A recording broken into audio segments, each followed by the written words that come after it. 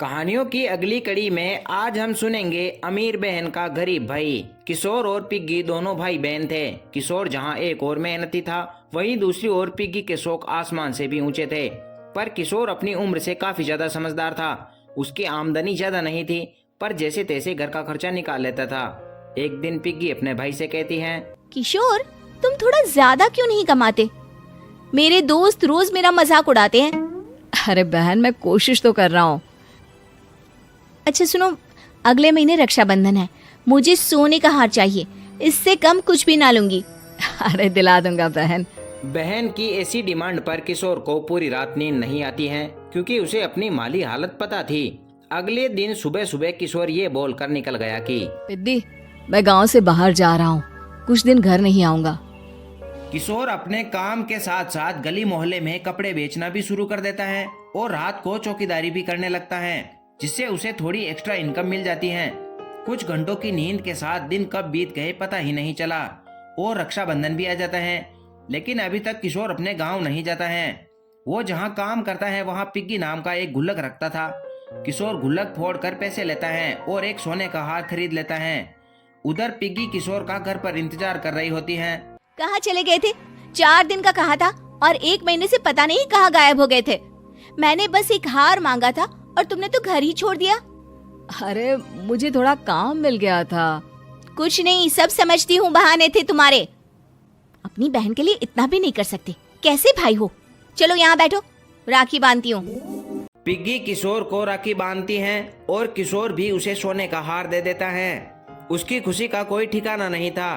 वो किशोर को बिना मिठाई खिलाए ही हार को लेकर चली जाती हैं और खुद को शीशे में हार के साथ देखती हैं। किशोर खुद ही अपना मुंह मीठा कर लेता है। दिन बीतते गए।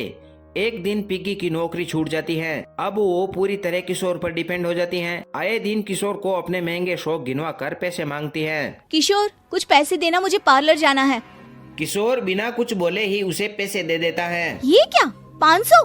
अरे इतने में तो मुझे पार्लर में एंट्री मिलेगी बस।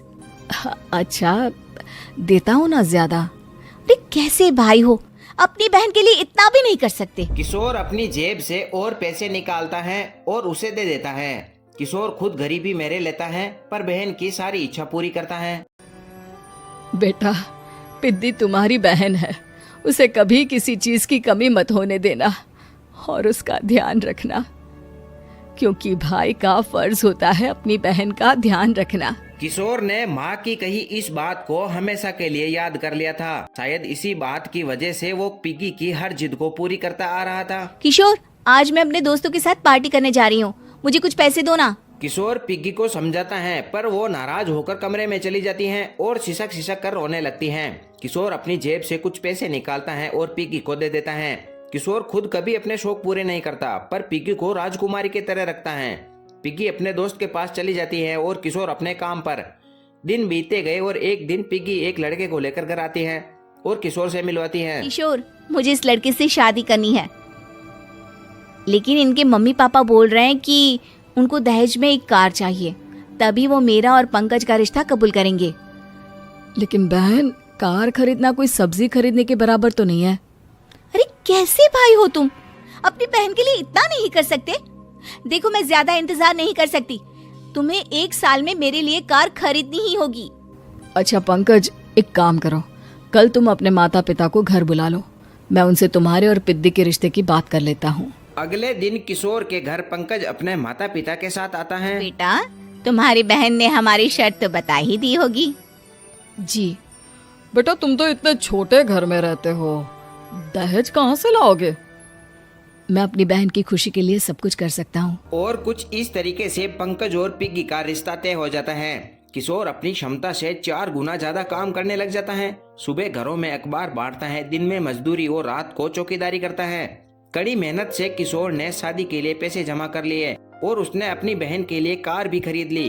जब किशोर पिग्गी के ससुराल वाले से मिलने के लिए जाता है तो उन्होंने और पैसों की डिमांड रख देते हैं, पर इस बार किशोर हार चुका था। पिद्दी माफ करना, मैं तुम्हारी शादी उस लड़के से नहीं कर सकता। वो लालची लोग हैं, उन्हें सिर्फ पैसों से मतलब है। देखो किशोर, मैं पंकज से ही शादी करूंगी। लेकिन पिग्गी मानने वाली नहीं थी। किशोर ने पंकज को अपने घर बुलाया। पंकज, तुम अपने माता पिता को समझाते क्यों नहीं हो? भैया वो हमारी शादी के लिए मान गए, मेरे लिए तो यही बहुत बड़ी बात है। हम एक काम कर सकते हैं, दहेज की रकम में से कुछ पैसे मैं आपको दे देता हूँ। अरे लेकिन समाज वाले क्या कहेंगे? अरे जब दुनिया को पता चलेगा तब ना। अच्छा, कुछ पैसे मैं अपने मालिक से कर्ज में ले लेता हूँ। कुछ पैसे पंकज देता है और कुछ कर्जा ले लेता है। वो अपनी उम्र भर की कमाई अपनी बहन की शादी में लगा देता है। पिग्गी की विदाई के बाद किशोर बहुत अकेला पड़ जाता है और उधर उधारी वाले भी घर आने लग जाते हैं। अरे किशोर, अब तो पिद्दी की शादी को 5 साल हो गए, अब तो हमारा पैसा लौटा दो। चाचा, पिद्दी के जाने के बाद किसी भी काम में मन नहीं लगता। अरे तो हमारा पैसा कैसे वापस मिलेगा? जी कुछ करता हूँ मैं। किशोर पर काफी ज्यादा कर्जा था, तब उसने तय किया कि वो घर बेचकर सबका कर्ज चुकाएगा। अगली सुबह उसने एक सेठ को अपने घर बुलाया और अपना घर बेच दिया और सबका कर्ज चुकाकर गांव छोड़कर चला गया। पिग्गी ने शादी के बाद कभी भी अपने भाई का हाल नहीं पूछा, पर किशोर खुश था कि उसकी बहन खुश है और उसने अपनी माँ से किया हुआ वादा भी पूरा कर दिया।